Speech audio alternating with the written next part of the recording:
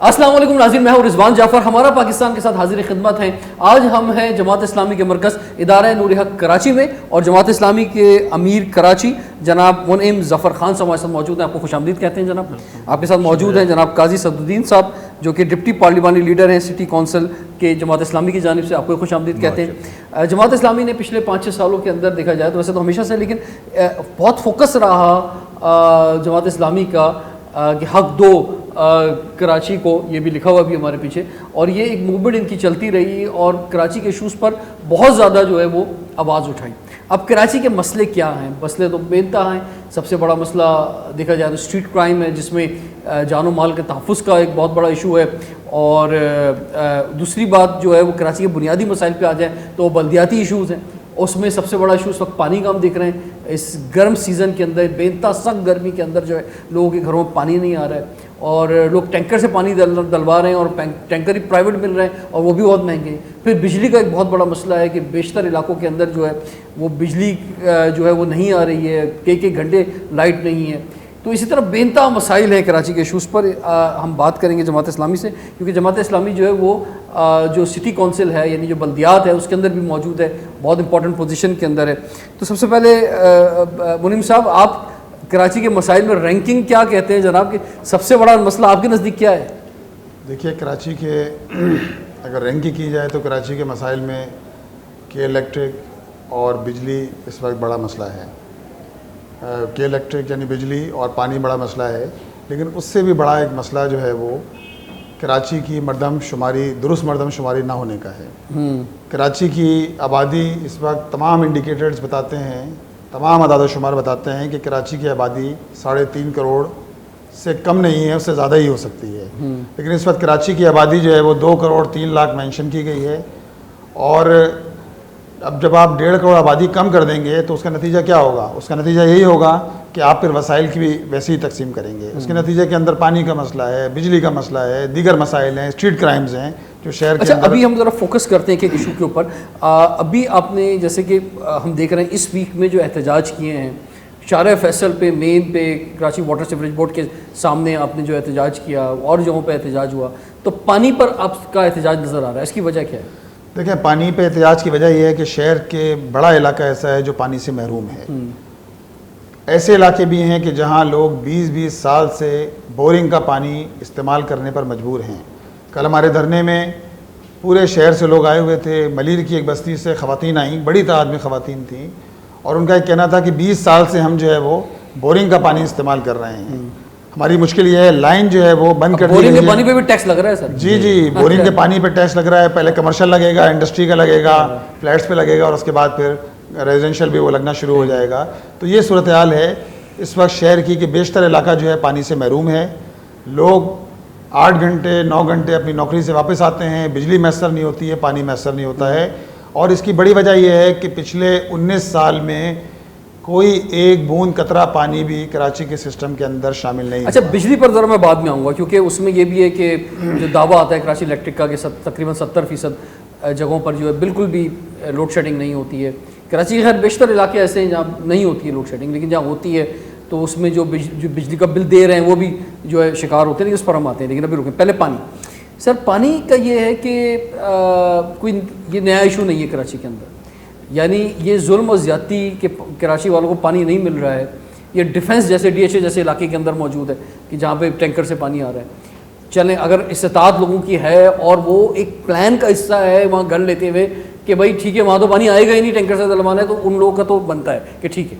लेकिन वो इलाके जहाँ पे एक मुतवसत तबका सफ़ेद पोश लोग रहते हैं, कराची की अगर बात की जाए तो वहाँ पे हफ्ते में 1 दिन पानी आना, 2 दिन आना, और वो 2 दिन अगर शेड्यूल में है तो दूसरे पता चला 2 की बजाय 1 दिन आ रहा है, तो 3-3, 4-4 दिन तक लोगों के घरों में पानी नहीं है। रिजवान भाई, देखें, बुनियादी डिफेंस हो, मोहम्मद अली सोसाइटी हो, बहादराबाद हो या औरंगी कुरंगी हो, बुनियादी सहूलत देना रियासत की ज़िम्मेदारी है कि वो लोगों को बुनियादी जो फैसिलिटीज़ होती हैं, अब अगर रियासत बुनियादी सहूलियाती ना दे, पानी मैसर ना हो, सेहत के मौके ना हो, तालीम ना हो, तो ज़ाहिर बात है उसके नतीजे में तो मसाइल पैदा होते हैं। हमारे इस शहर का अलमिया ये है कि इस शहर को कोई ओन नहीं करता। हमारे शहर में, हमारे शहर पर पिछले 16 साल से लगातार पीपल्स पार्टी की हुकूमत है। और पीपल्स पार्टी ने, आप मुझे बताइए कि नेमतुल्लाह खान साहब के दौर में 2003 में K3 प्रोजेक्ट बना। उससे पहले जमात इस्लामी के मेयर अब्दुल सत्तार अफगानी साहब के दौर में हब डैम बना।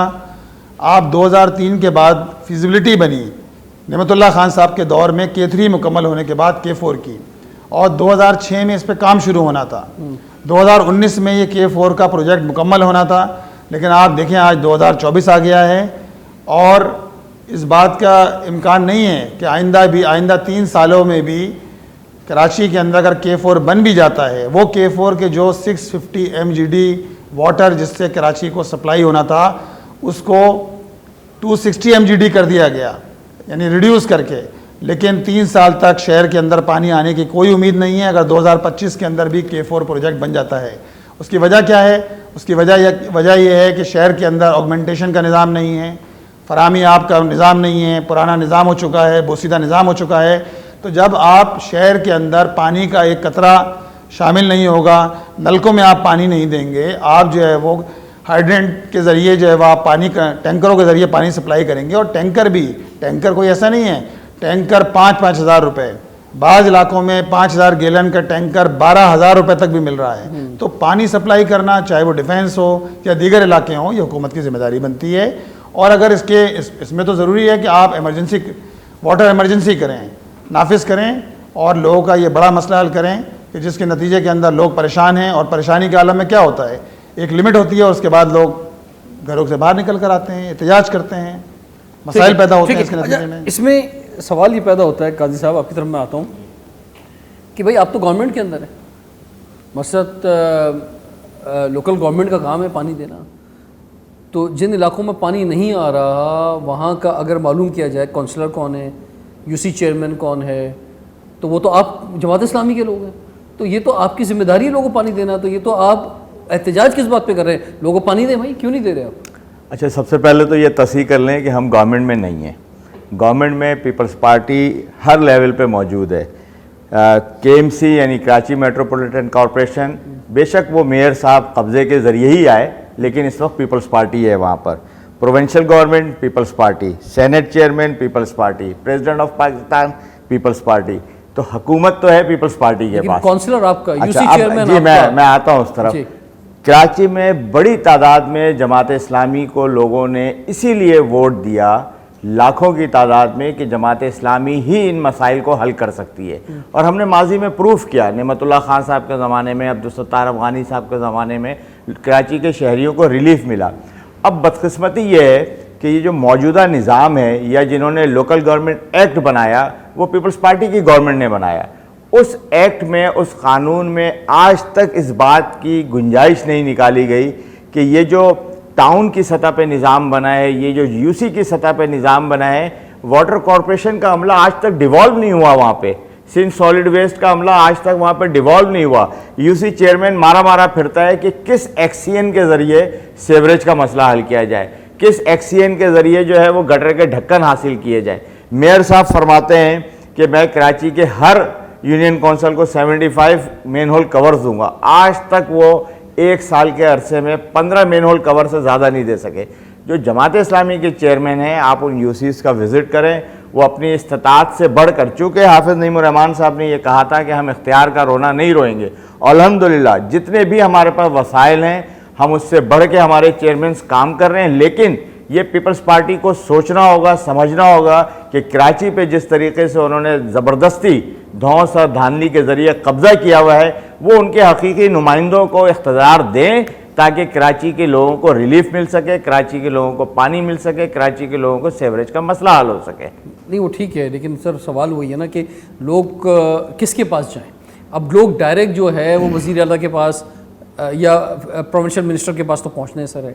लोग तो अपने इलाके के और लोकल गवर्नमेंट का निज़ाम इसीलिए होता है, ऐसा ही है कि आपके पास लोकल लोग मौजूद हों। लोकल गवर्नमेंट का मतलब ही यही है कि आप अपने काउंसलर और यूसी चेयरमैन के पास पहुंच सकें। तो जब लोग आपके पास आ रहे हैं, आप मसला हल नहीं कर पा रहे, तो ये बहुत बड़ी नाकामी है। आप नहीं समझते कि जमात इस्लामी की भी नाकामी? जमात इस्लामी की नाकामी कतई नहीं है। जमात इस्लामी तो अपनी बसात से बढ़ के, देखें लोग ग्रास रूट लेवल पे तो यूसी चेयरमैन के पास ही आएंगे, मसला लेके वहीं आना चाहिए। मसलन मैं ये जानता हूँ कि मेरे यूसी का जो चेयरमैन है वो वहाँ लोगों को पानी की लाइन भी डलवा के दे रहा है, सेवरेज का मसला भी हल कर रहा है अपने रिसोर्सेज के ज़रिए। लेकिन गवर्नमेंट को भी तो देखना होगा कि वो एडीपी के फंड कहाँ जा रहे हैं, वो ग्रास रूट लेवल पे फंड्स क्यों नहीं ट्रांसफ़र कर रहे हैं, वो यूसीज को फंड्स क्यों नहीं दे रहे हैं। तो मज़ीद मसाइल हल हो जाएंगे, लोगों की आसानियाँ पैदा हो जाएंगी। लेकिन आपकी ये बात ठीक है कि ग्रास रूट लेवल पे जो यूसी का चेयरमैन है, पब्लिक उसी के पास आएगी। तो जमात इस्लामी जो कराची में 9 टाउन है, चले मैं आपकी इस बात को ही मिसाल देता हूँ कि अगर आप इन 9 टाउन की जो जमात इस्लामी के पास है, आप उनकी कारकर्दगी जाकर देख लें कि हमारे टाउन चेयरमैन जो हैं वो किस तरीके से काम कर रहे हैं और दीगर टाउन्स के चेयरमैन वो क्या कर रहे हैं। अच्छा, अब मसला हल कैसे होगा? मसला तो हम हल कर रहे हैं, ये तो मेयर साहब को सोचना होगा, सिंध गवर्नमेंट को सोचना होगा कि भाई वसाइल को निचली, मसलन पीएफसी अवार्ड क्यों नहीं होता है, एनएफसी अवार्ड तो हो गया, पीएफसी अवार्ड होना चाहिए ना। प्रोविंशियल गवर्नमेंट को निचली सतह पर फंड्स तकसीम करके देना चाहिए ताकि नीचे मसाइल हल हो सकें। तो ये तो गवर्नमेंट के सोचने का काम है, जो लोग गवर्नमेंट में होते हैं, जो इख्तदार में होते हैं, कि किस तरीके से नीचे चीज़ें डिवॉल्व की जाएँ।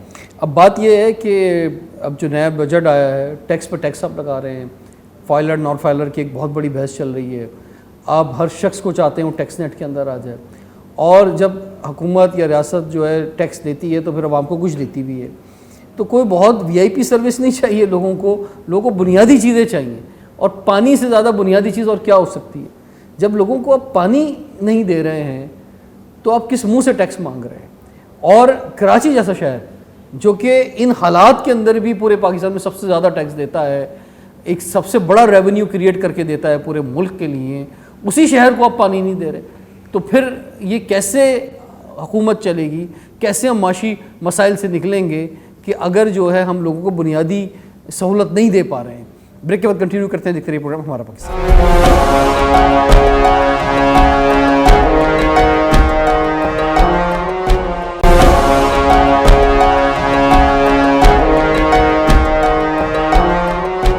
Welcome back. हमारा पाकिस्तान के साथ हाजिर खिदमत है। आज हम हैं जमात इस्लामी के मरकज़ इदारे नूर हक कराची में। अमीर जमात इस्लामी कराची मुनीम ज़फ़र खान साहब हमारे साथ मौजूद हैं। मुनीम साहब फरमाइए, ये पानी का मसला हल कैसे होगा? देखिए, पानी का मसला उसी वक्त हल होगा कि जब हुकूमत संजीदा होगी, वफाक भी संजीदा हो, सूबा भी संजीदा हो इस हवाले से, और आप वाटर एमरजेंसी लगाइए। वाटर एमरजेंसी लगाने के बाद आप K4 का मसला हल कीजिए। K4 बनेगा तो कराची के सिस्टम के अंदर कम से कम 260 MGD वाटर। अच्छा, वो ये तो लॉन्ग टर्म की आप एक बात कर रहे हैं ना, अभी की बात करें ना। अभी तो लोगों को इस गर्मी के अंदर, यानी सूरत हाल गर्मी की ये है कि मेरे ख्याल से जितनी मेरी ज़िंदगी है कराची के अंदर, मैंने इससे ज़्यादा गर्मी अपनी लाइफ में नहीं देखी। सर, आपके साथ भी ऐसी होगा शायद, है? 2015 में भी एक हीट वेव आई, वो हीट वेव आई थी, लेकिन वो एक 10 दिन का स्पेल था, ख़त्म हो गया था। अभी तो सूरत हाल ये है कि अप्रैल के आखिरी हफ्ते से जो शुरू हुआ है समर सीज़न कराची में, और पूरा मई का महीना, पूरा जून का महीना, इतना लंबे टाइम के लिए नॉन स्टॉप इतना हॉट वेदर जो है ये कभी नहीं रहा कराची में। और हमारी बड़ी खुशफहमी थी, हम कराची में ये कहते थे कि जनाब ये जो है शामें ठंडी होती हैं, हवाएं चल रही होती हैं, रात मज़ेदार होती है। अब वो भी ख़त्म होगी, ये बात भी नहीं कह सकते, अब रात में भी बहुत बुरा हाल है। और ये जून जुलाई तो कराची में हमेशा बहुत बेहतर होता था। अच्छा देखें रिजवान भाई, पानी का मसला हल हो सकता है कि अगर पानी की मुनसिफाना तकसीम हो। पानी का मसला हल हो सकता है कि जब वाटर एंड सीवरेज कॉरपोरेशन जो है वो पानी की जो बोसीदा लाइनें हैं इनको चेंज करें। पानी का मसला हल हो सकता है कि जब टैंकरों से आप पानी देना ख़त्म करें, कम से कम उन इलाकों में जहाँ पहले से लाइनें मौजूद हैं वहाँ लाइनों के अंदर पानी आ सकता है। आप कोई मुनसिफाना तकसीम का निज़ाम बनाएं। आपके पास वो तकसीम भी नहीं है, और होता ये है कि पानी की इन्हीं लाइनों के अंदर पंक्चर लगाकर टैंकरों के अंदर पानी दिया जाता है। कहने को तो वाटर एंड सीवरेज कॉरपोरेशन कहता है कि हमारे हाइड्रेंट सेल ने इस साल 1 अरब 66 करोड़ रुपए का मुनाफा हासिल किया है। ये तो सिर्फ मुनाफा है। आप करोड़ों रुपए का पानी बेच सकते हैं, तो आप इस करोड़ों रुपए के पानी को क्यों लोगों की लाइनों के अंदर जो है पानी का बिल अलग आ रहा है। पानी का बिल अलग आ रहा है, यानी आप पानी दे नहीं रहे, बिल अलग आ रहा है, और टैंकर से अलग जा रहा है। खुद गवर्नमेंट सतह पे अलग टैंकर जा रहा है, प्राइवेट सतह पे अलग जा रहा है। हाइड्रेंट से अलग बने हुए, जायज बने हुए, नाजायज बने हुए। और जितने जायज हाइड्रेंट हैं वो तो शायद आपको तादाद बताएंगे, 6 की तादाद बताएंगे, लेकिन इसके अलावा 82 हाइड्रेंट हैं जो इलीगल हाइड्रेंट हैं, जिनसे शहर के अंदर लाइनों में पंक्चर लगाकर पानी सप्लाई हो रहा है, अगर लाइनों के पंक्चर ठीक कर दिए जाएं, इन हाइड्रेंट को सील कर दिया जाए, तो इसके नतीजे के अंदर कम से कम ये तो होगा कि जो जहाँ जहाँ लाइनें मौजूद हैं, मैं डिफेंस की बात नहीं कर रहा, जहाँ जहाँ लाइनें मौजूद हैं वहाँ तो कम से कम नलकों के अंदर ऑल्टरनेट डेज में पानी आ सकता है, 2 दिन बाद पानी आ सकता है, कम से कम कुछ तो लोगों के आंसू पूछेंगे। ठीक है। अच्छा, अब बात ये है कि एक तो करप्शन बेनतहा है, और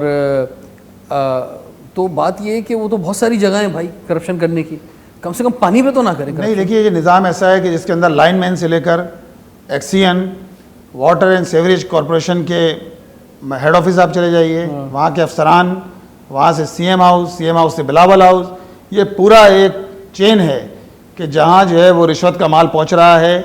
इसी का नतीजा ये कि बिलावल साहब कहते हैं कि हमारे बिलावल हाउस के अंदर भी पानी नहीं आता। अरे भाई, आप 16 साल से बरसर इक़्तिदार हैं, इस सूबे पे 16 साल से बरसर इक़्तिदार हैं, यहाँ के रहने वाले लोगों पर रहम कीजिए। जो मसाइल, जाहिर बात है जो हुकूमत होती है डिमांड भी उससे होती है, बात भी उससे की जाती है। अच्छा, अब बात ये है कि एक टाउन प्लानिंग होती है, एक अर्बन प्लानिंग का एक हिस्सा होता है, पानी या सेवरेज लाइंस या बिजली एक बड़ा इंपॉर्टेंट फैक्टर है। फिर उसी हिसाब से लोगों के पास पब्लिक ट्रांसपोर्ट जो है, या लोग अपनी गाड़ियाँ इस्तेमाल कर रहे हैं, वो गाड़ियाँ कहाँ खड़ी होंगी, मोटरसाइकिल इस्तेमाल कर रहे हैं वो कहाँ खड़ी होगी। अब ये जिन इलाकों में पानी नहीं आ रहा, वहाँ पर जो पोर्शंस पे पोर्शंस बने हैं, जो वर्टिकल ग्रोथ हुई है, यानी एक प्लॉट पे पहले अगर जो है वो 8 लोग रहते थे, आज उधर 80 लोग रह रहे हैं, तो ये तो, और नीचे लाइनें वही हैं, तो ये तो क्राइसिस आना था।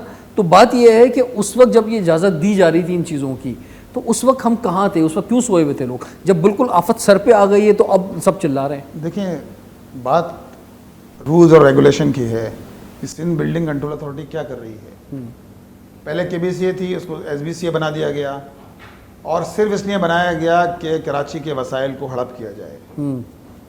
देखिए ना, आप सिंध सॉलिड वेस्ट एक निज़ाम चलता था, सैनिटरी का निज़ाम था, पूरा केएमसी के तहत होता था। अब आपने जो है सिंध सॉलिड वेस्ट में बना दिया, उसके नतीजे में वहाँ भी वसाइल पर कब्जा करो, इधर भी वसाइल पे कब्जा करो। रूल्स रेगुलेशन तो उस वक्त आप फॉलो कराना चाहिए ना कि जब कोई तामीरात हो रही हों। जब तामीरात हो रही होती हैं तो उस वक्त कोई मौजूद नहीं होता, और जब 12-12, 15-15 मंजिला बिल्डिंगें बन जाती हैं तो हमारे चीफ जस्टिस साहब भी जो है वो उस वक्त एक्शन लेने पे आते हैं। आपने देखा जिस तरह प्लाजा को जो है डिमोलिश कर दिया गया, उस वक्त लोग कहाँ थे जब इलीगल, अगर सो कॉल्ड इलीगल कंस्ट्रक्शन हो रही थी तो कहाँ थे उस वक्त लोग? जब लोग रहायश इख्तियार कर लेते हैं उस वक्त जो है वो आप ये सारी चीज़ों का अंदाज़ा नहीं लगाते, चाहे वो पार्किंग का मामला हो, चाहे पानी हो, सीवरेज हो।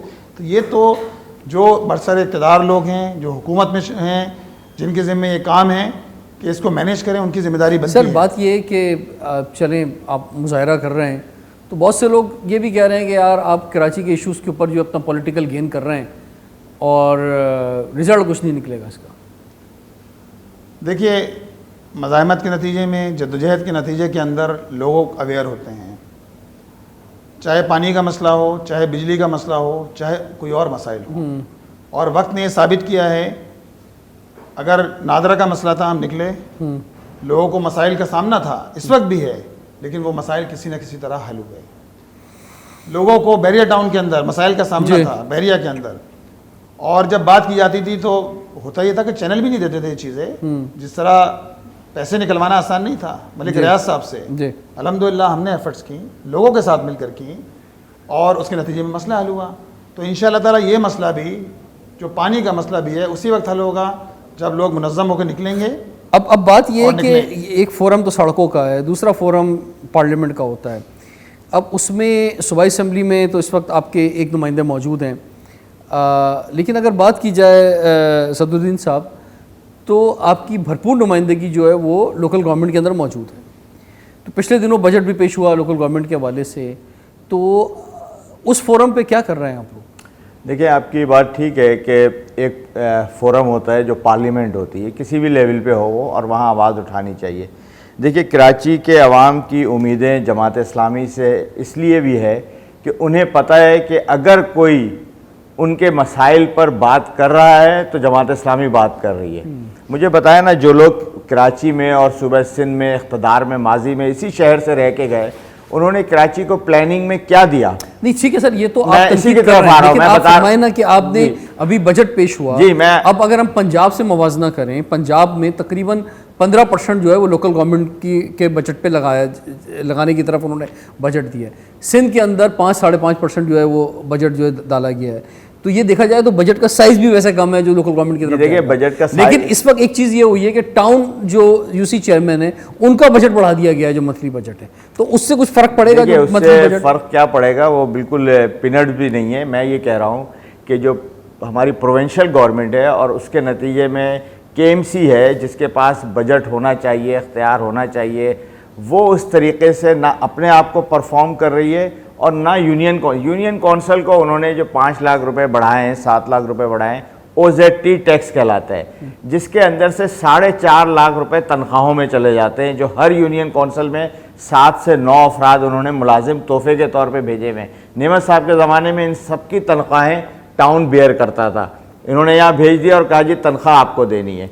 उसके अलावा अब ये शुरू होगा, अभी हुआ नहीं है, ये 5 लाख रुपए पर यूनियन कौंसिल। अब देखिए इख्तियार की तकसीम, कराची में यूनियन कौंसिल का साइज़ है 75,000 60,000 वोटर्स पर, और अगर यही साइज़ आप इंटीरियर में जाकर देखेंगे तो वहाँ वोटर का साइज़ है 5,000 7,000 9,000। उनको भी आप इतने ही पैसे दे रहे हैं और यहाँ भी आप इतने ही पैसे दे रहे हैं। यहाँ वोटर की तादाद है 70,000 और वहाँ 7,000। 5 लाख उनको भी बढ़ा के दे रहे हैं, 5 लाख 7 लाख बढ़ा के 7 लाख पहले बढ़ा 5 के लाख दे रहे के हैं, 12 लाख कर रहे हैं, वो अनाउंस किया उन्होंने। तो मैं आपको साइज की बात बता रहा हूँ, क्वांटम की बात बता रहा हूँ। वहाँ वोटर एक यूनियन कौंसिल 5,000 7,000 10,000 पे, तो आप देखिए कि किस तरीके से वो वसाइल जो है ना, इसमें तो एज पर डिमांड और एज पर नीड जो है वो होना चाहिए कि किस इलाके में कहाँ पे। मुनीम भाई ने शुरू में दूसरी बात बात ये कही कि क्योंकि साइज कम है टोटल बजट का, तो ये साइज बढ़ाने की जरूरत है, क्योंकि जब तक बड़े इंफ्रास्ट्रक्चर नहीं आएंगे, बड़ी इन्वेस्टमेंट नहीं होगी, तो उस वक्त तक बात आगे नहीं बढ़ेगी। और इस वक्त आप देखें जो कराची की सड़कों का हाल देख लें, मसद वो हम देखते हैं दुनिया भर के अंदर सड़कें भाई जो हैं वो एक रातों रात में बन जाती हैं। यहाँ पे अगर किसी गलती से, वैसे तो सड़कों का वैसे बहुत बुरा हाल है और कहीं काम कुछ नहीं हो रहा, और अगर कहीं गलती से कोई काम भी हो रहा है तो जनाब उसमें महीनों लग रहे हैं। अब ग्रीन लाइन की आप बात कर लें या ये यूनिवर्सिटी रोड पे कौन सी लाइन है जनाब? रेड लाइन जो है वो तो रेड लाइन ही बन गई है। देखिए मैं वहाँ पे तो गुजरना मुश्किल हो गया। रिजवान, लोग अब सड़कों को भूल चुके हैं इस वक्त। आज की तारीख में अगर आप किसी से मसला पूछे तो वो सड़क की बात ही नहीं करता है, वो कहता है बिजली दे दो और पानी दे दो। चलें जी, पानी पे हमने बात की, बिजली पे भी बात करते हैं, लेकिन ब्रेक के बाद देखते रहिए प्रोग्राम हमारा पाकिस्तान।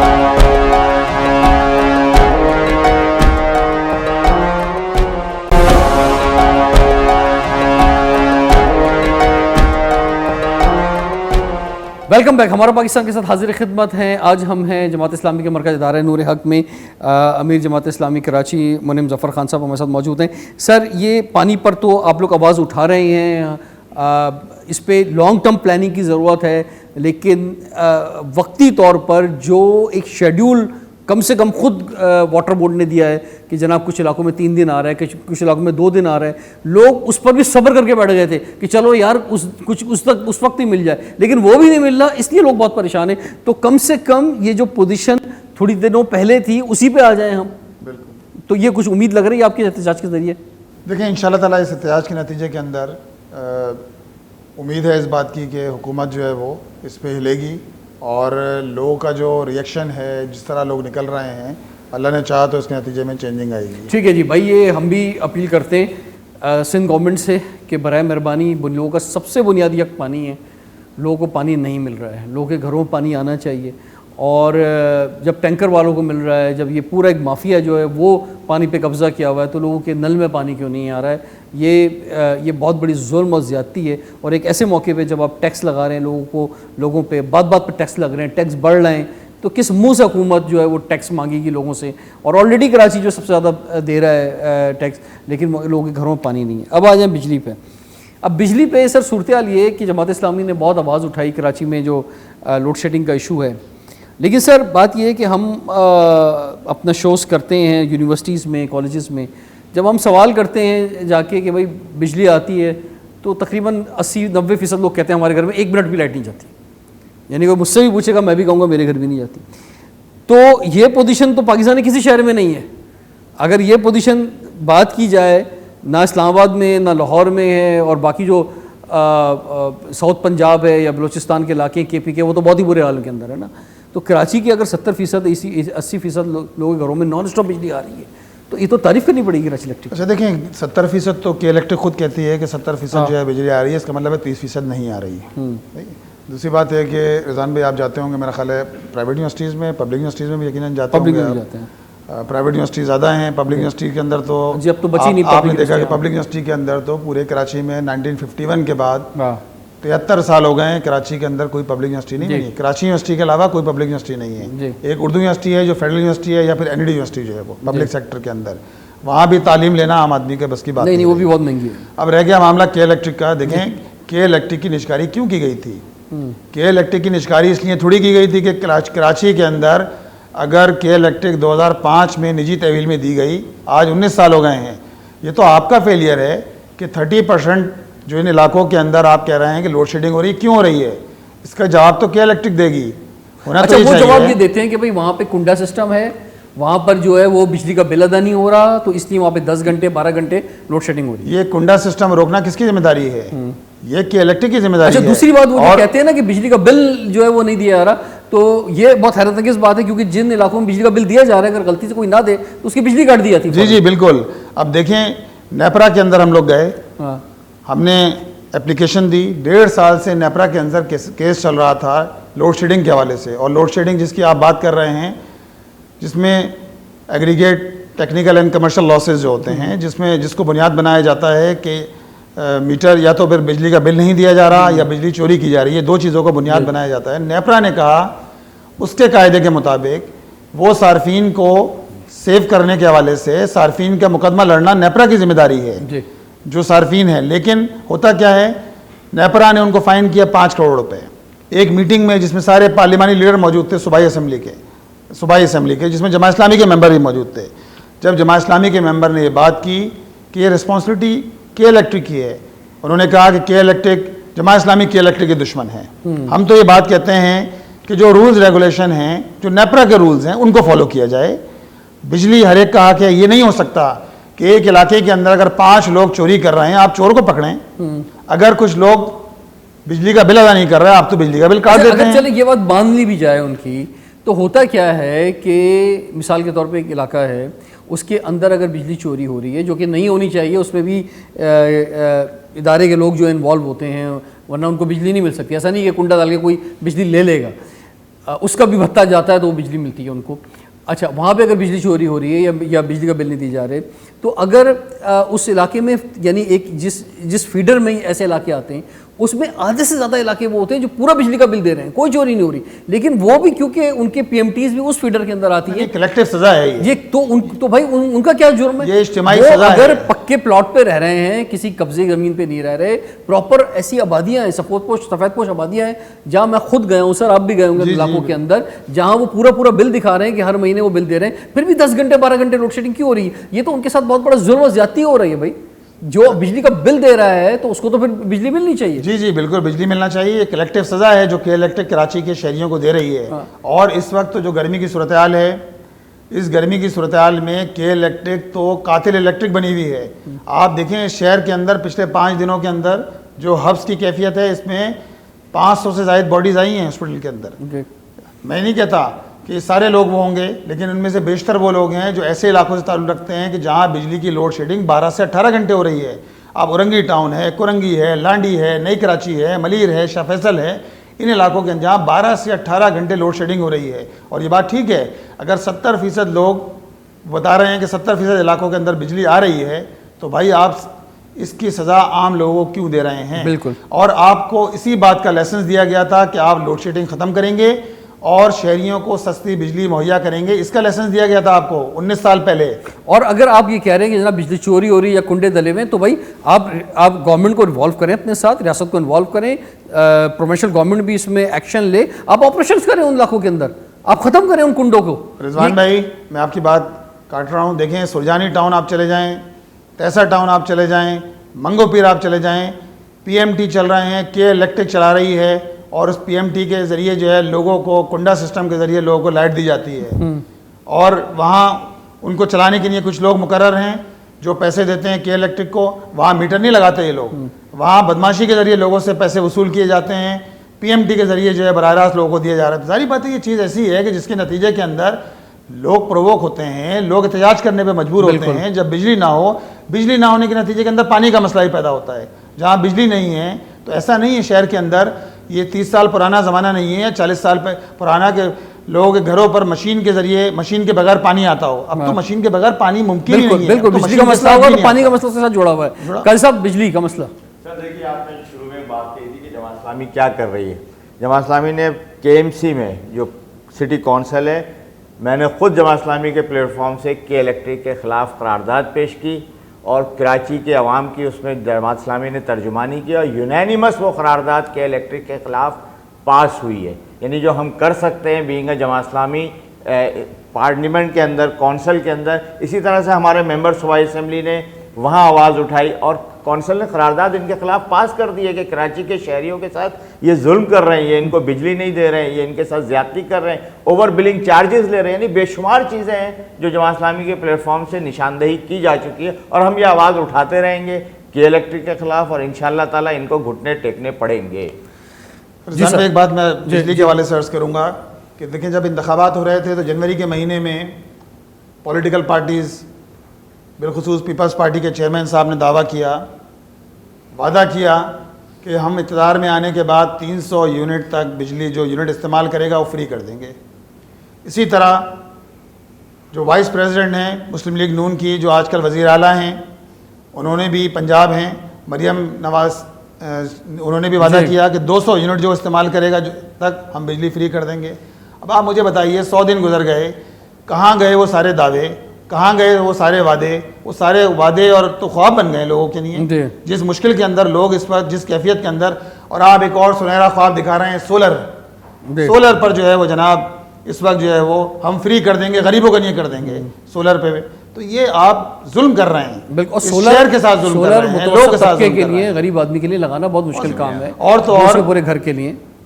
और तो और आप देखिए, कल की खबर है कि अब तो जो अंडरग्राउंड पानी होता है, ज़ेरे ज़मीन पानी है, उस पर मीटर लगा रहे हैं। यानी आप एक तरफ पानी नहीं दे रहे इंडस्ट्री को, दूसरी तरफ आप इंडस्ट्री के अंदर अगर वो इस बात पर मजबूर हैं कि अंडरग्राउंड पानी जो है उसको इस्तेमाल कर सकें, आप मीटर लगाकर उस पर भी जो है आप टैक्स लगा रहे हैं और आप बड़े उसके साथ कहते हैं कि जनाब उसके नतीजे में 1 अरब रुपए मिल जाएंगे। अरे भाई, आप 1 अरब रुपए की बात कर रहे हैं, आपने सीएम हाउस का खर्चा 1 अरब रुपए रखा है, आप 1 अरब रुपए शहर को नहीं दे सकते। वो शहर जो आपके पूरे सूबे को 95% टैक्स देता है, वो शहर जो पूरे पाकिस्तान का हब है, मुआशी हब है, मुआशी इंजन है, ये शहर चलता है तो पाकिस्तान आगे बढ़ता है, ये शहर नहीं चलेगा तो पाकिस्तान आगे कैसे बढ़ेगा? शहर नहीं चल पा रहा है। मैं आपको बताऊं कि पिछले खासतौर पर 2 महीने के अंदर क्योंकि ईद का सीज़न था, कुछ वेकेशंस भी थी, कुछ गलती से ओवरसीज़ पाकिस्तानी जो कराची आए, मेरी मुख्तलिफ मौक़ों पे उनसे मुलाकातें हुई और वो परेशान थे और गमज़दा थे और दुख के अंदर थे कि यार ये शहर हमारा किस जगह पहुंच गया है। मसला उन्हें यकीन नहीं आ रहा था कि स्ट्रीट क्राइम का तो खैर जो सूरत हाल है वो है, उसके बाद बिजली और पानी का बुनियादी इतना मसला, सड़कों का जो हाल है, ट्रैफिक का जो इशूज़ है, तो हमने किस जगह पे अपने शहर को पहुंचा दिया है। और बिजली और पानी की बात की जाए तो वो तो खैर पूरे पाकिस्तान में इस वक्त एक जैसी सूरत हाल है, लेकिन कराची जो है वो बेइंतहा इस वक्त ज़्यादती का शिकार है और इस पर जो है फौरी एक्शन लेने की ज़रूरत है। जमात इस्लामी क्योंकि इस पर पुरजोर आवाज़ उठा रही है, इसलिए आज हम यहाँ पर इदारे नूर हक में आए कि भाई आप जो एहतजाज कर रहे हैं सड़कों पे, आवाम की आवाज़ बन रहे हैं, तो इस एहतजाज का क्या रिज़ल्ट निकल रहा है, हम उम्मीद करते हैं कि इसका रिज़ल्ट निकलेगा। और असूली तौर पे तो जहाँ हम जमहूरी मुल्क कहते हैं अपने आप को, तो ये एहतजाज की ज़रूरत ही नहीं होनी चाहिए। ये तो जो लोग किसी कुर्सी पर बैठ गए हैं उनका फ़र्ज़ बनता है, उन्हें इसीलिए कुर्सी पर बैठाया गया है। अवाम के वोट चलें, जो भी आप कह लें, जिस तरह भी वोट मिले या जैसे भी कोई आ गया कुर्सी पे पहुंच तो गया, और उसके बाद जो है जो टैक्स का पैसा जिस पे वो उनको तनख्वाही मिल रही है, जो दुनिया भर से भीख मांगी जा रही है, कर्जे लिए जा रहे हैं, वो भी अवाम के पैसों से ही लिए, अवाम के ही नाम पे लिए जा रहे हैं, अवाम नहीं देने। तो ये आपका फ़र्ज़ बनता है कि भाई जिस अवाम के लिए सब की तरफ से हो रहा है, जिस अवाम के लिए सब कुछ हो रहा है, उनको ये बुनियादी सहूलत दे दें। यानी बहुत अफसोस की बात है कि हम भी कह रहे हैं, अवाम भी कह रही है और पानी मांग रहे हैं कि लोगों के नलों में पानी, पीने का पानी तो वैसे ही नहीं आ रहा लोगों के पास, लेकिन चलो नल में पानी आ जाए। रिजवान जाफर, इजाज़त दीजिए, देखते रहिए प्रोग्राम हमारा पास। है।